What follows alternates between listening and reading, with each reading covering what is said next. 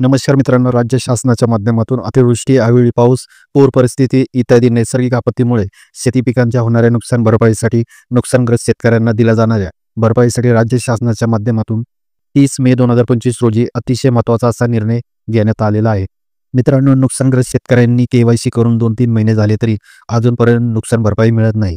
याच्यापेक्षा सुद्धा आजचा GR हा अतिशय महत्त्वाचा आहे, कारण आजच्या GRमुळे 1 जानेवारी 2024 रोजीचा GR अधिक्रमित म्हणजे रद्द करून आज 30 मे 2025 रोजी नवीन GR शासनाच्या वतीने निर्गमित करण्यात आलेला आहे. 2025 पासून राज्यातील विविध जिल्ह्यातील अतिवृष्टी व पूर परिस्थितीमुळे झालेल्या नुकसानीसाठी बाधित शेतकऱ्यांना द्यावयाच्या मदतीबाबतचा हा 30 मे 2025 रोजीचा शासन निर्णय.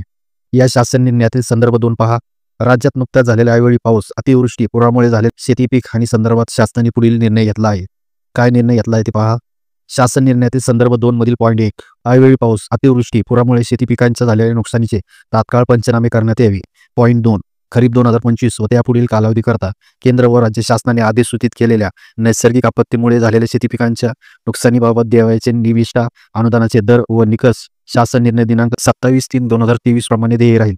पॉईंट 3. शासन निर्णय 1/1/2024 अन्वये दिलेल्या सूचना अधिक्रमित म्हणजे रद्द करण्यात येत आहे.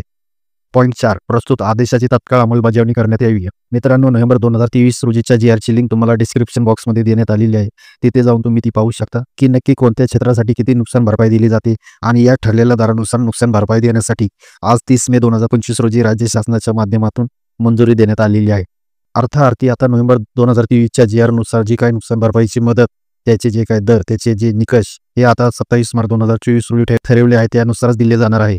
अर्थार्थी नुकसानग्रस्त शेतकऱ्यांना दिल्या जाणाऱ्या नुकसान भरपाईमध्ये कपात करण्याच्या संदर्भात महत्त्वपूर्ण असा निर्णय घेण्यात आलेला आहे.